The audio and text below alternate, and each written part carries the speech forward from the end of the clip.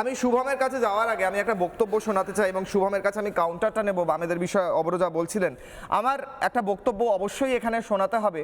আইসার মানে তখন আইসা ছেড়ে তিনি ইন্ডিপেন্ডেন্ট স্টুডেন্ট লিডার হয়েছিলেন শারজিল ইমাম, তার বক্তব্যটা আরও একবার দর্শকদের মনে করিয়ে দিয়ে আমি আসি শুভমের কাছে। দেখুন।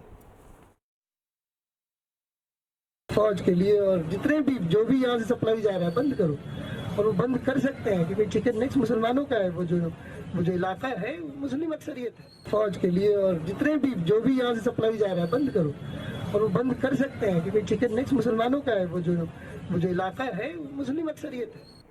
এবং এই শারজিল ইমাম কেন এতদিন জেলে রয়েছে, কেন একে জেলে পোড়া হয়েছে, এই নিয়ে বিভিন্ন বাম দলগুলো প্রেস কনফারেন্স তথা প্রেস রিলিজও করেছিল। শুভম, আমার প্রশ্ন হচ্ছে, যেটা অব্র বলছিল ওটার কাউন্টার করো, যে তৃণমূল, বাম, কংগ্রেস বিভিন্ন সময় যে বক্তব্য রেখেছে বা যে কার্যকলাপ করেছে, যেন মনে হচ্ছে দেশের মধ্যে থেকে দেশের শত্রুতা করছে। তার একটা লেটেস্ট উদাহরণ হলো বন্দে মাতরম বিল যখন পেশ হচ্ছে তখন বাম দলগুলো এমনভাবে উচ্চাটন করলো যেন মনে হলো যে ভয়ঙ্কর একটা কোনো দেশবিরোধী কাজ হচ্ছে পার্লামেন্টে। আমি বুঝতে পারছি না বন্দে মাতরম গাইলে কি প্রবলেম, অথবা শারজিল ইমামকে সাপোর্ট করারই বা কি কারণ? দেশবিরোধী কি তোমরা? উত্তর, যেদিন হামিম মণ্ডল অ্যারেস্ট হলো মোটামুটি প্যানেলটা সেমই ছিল। সেদিন আমি একমাত্র বলেছিলাম যে দেখা উচিত যে আরও কোনো বড় জমায়েতে আরও কোনো বড় ষড়যন্ত্র এই জঙ্গিদের আছে কিনা। আর আজকে এসটিএফ বলেছে যে দিল্লির যন্তর মন্তর থেকে শুরু করে ছাত্রদের জমায়েত থেকে শুরু করে আরও বড় জায়গায় আক্রমণ করার, হামলা করার পরিকল্পনা ছিল।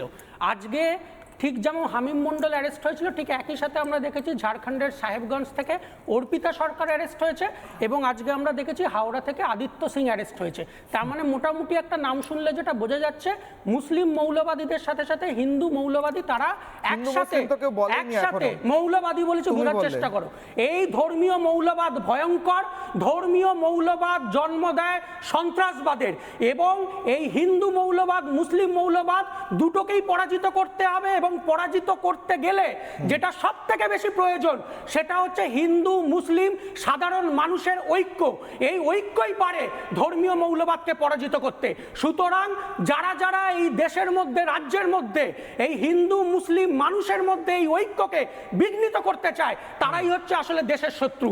এবং আমি বলছি, এই যে সমঝোতা এক্সপ্রেস বিস্ফোরণ ঘটেছিল 2007 সালে, সেই সমঝোতা এক্সপ্রেস বিস্ফোরণে সরকারি তদন্তে উঠে এসেছিল এর পেছনে রয়েছে লস্কর ই তৈবা সিমি এবং রয়েছে অভিনব ভারত, অর্থাৎ মুসলিম মৌলবাদী এবং হিন্দু মৌলবাদী তারা একসাথে এই সমঝোতা এক্সপ্রেস বিস্ফোরণ ঘটিয়েছিল। এবং এই যে অভিনব ভারতের কথা বললাম, এই অভিনব ভারতের নেতা ছিল স্বামী অসীমানন্দ, সুনীল যোশী, যারা প্রত্যেকে আরএসএস এর নেতা ছিল। এক সেকেন্ড, এটা প্রমাণিত হয়েছে। কথা হচ্ছে সেই সময়কার ইউপিএ সরকার এটা তৈরি করেছিল পি চিদম্বরমের নেতৃত্বে। পরবর্তীকালে ওটা খারিজ হয়ে গেছে, ওই যে তথ্যটা, অর্থাৎ অভিনব ভারত তার সঙ্গে যুক্ত, এই তথ্যটা 2006 সালে তৈরি হয়েছিল অভিনব ভারত। ওটা খারিজ হয়ে গেছে। কোনটা খারিজ হয়েছে? পরবর্তী যে কোনটা খারিজ হয়েছে? অভিনব ভারত যুক্ত ছিল না, খারিজ ছিল না। আমি তো বলছি অভিনব ভারত যুক্ত ছিল না। বিমলদা পরিষ্কার করুন। বলছি তো অভিনব ভারত যুক্ত ছিল না, এইটা প্রমাণিত হয়েছে। তৎকালীন ইউপিএ সরকার একটা নিষিদ্ধ কেন করা হয়েছিল?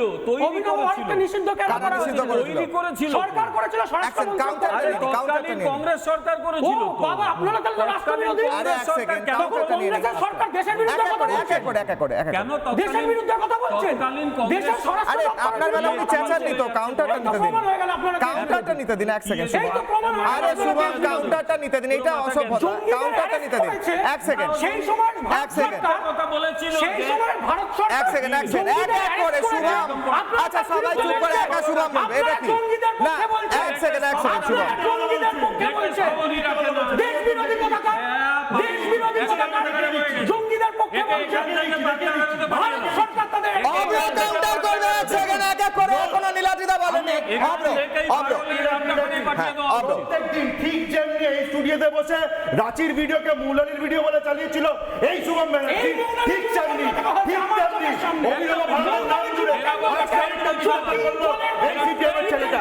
আমি একদম দেখে দিচ্ছি না, আমি দেখে দিচ্ছি পরিষ্কার মিথ্যা কথা বলছে, একদম একদম মিথ্যাবাদী।